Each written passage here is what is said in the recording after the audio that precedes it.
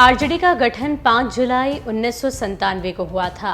बिहार के इस पार्टी की स्थापना दिल्ली में की गई थी। स्थापना के वक्त लालू प्रसाद यादव, रघुवंश प्रसाद सिंह, कांति सिंह समेत 17 लोकसभा सांसद और 8 राज्यसभा सांसदों की मौजूदगी में बड़ी तादाद में कार्यकर्ता व समर्थक जुटे थे। आरजेडी का गठन कब हुआ, इससे ज्यादा जरूरी ये है कि आखिर गठन हुआ क्यों।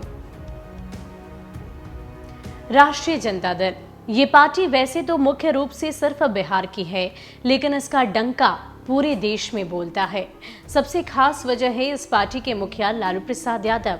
वो नेता जो अपने चुटकीले अंदाज और प्रभावशाली भाषणों के लिए जाने जाते हैं, सलाखों की कहानियों तक ही सीमित रह गई।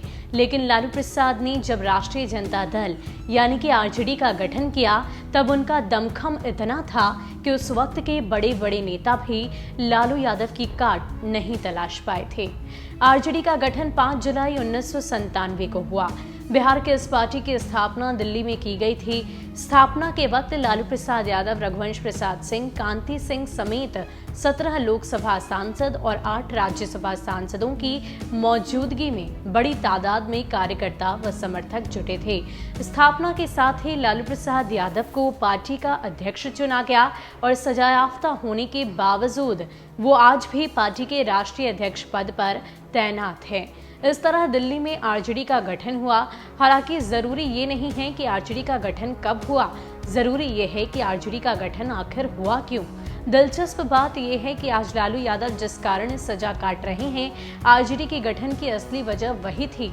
इस पूरी कहानी को समझने के लिए थोड़ा पीछे जाना पड़ेगा और लालू प्रसाद यादव की राजनीति को समझना होगा। तारीख 11 जून 1948 को लालू प्रसाद यादव का जन्म बिहार के गोपालगंज में हुआ था, जहां से उन्होंने रायसीना तक का सफर तय किया। लालू के इस सफर का आगाज पटना यूनिवर्सिटी से हुआ था। यहीं से उन्होंने एलएलबी की पढ़ाई की और यहीं से छात्र संघ अध्यक्ष पद पर रहते हुए वो जेपी आंदोलन से जुड़ गए। इसी दौरान वो जनता पार्टी के नेताओं के नजदीक आए। इसका नतीजा ये हुआ कि 29 साल की उम्र में ही वो लोकसभा सांसद बन गए। लालू यादव ने 1977 के आम चुनाव में भारतीय लोक दल के टिकट पर चुनाव जीता था।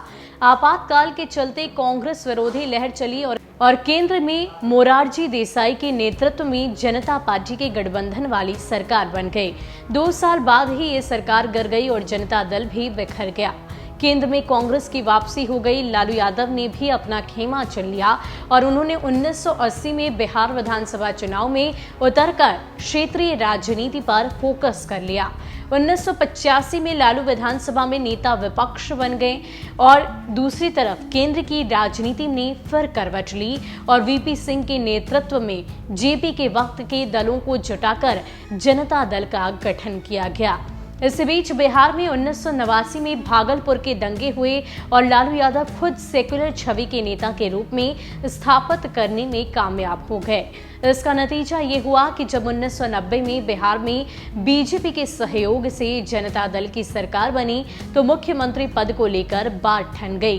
केंद्र में बीजेपी की मदद से चल रही जनता दल की सरकार संभाल रहे तत्कालीन पीएम वीपी सिंह चाहते थे कि राम सुंदर दास को कुर्सी मिले, जबकि चंद्रशेखर रघुनाथ झा का समर्थन कर रहे थे। इस विवाद को खत्म करने के लिए डिप्टी पीएम देवी लाल ने लालू प्रसाद यादव का नाम आगे कर दिया। 10 मार्च 1990 को लालू यादव पहली बार बिहार के मुख्यमंत्री बन गए।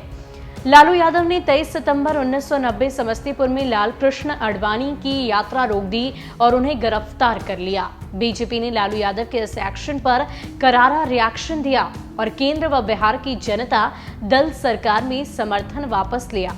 वीपी सिंह की सरकार तो गिर गई, लेकिन लालू यादव ने डैमेज कंट्रोल कर अपनी ताकत दिखा दी। इस सियासी घटनाक्रम के दौरान चारा घोटाले की जांच भी चलती रही, जो आगे जाकर लालू यादव पर भारी पड़ गई।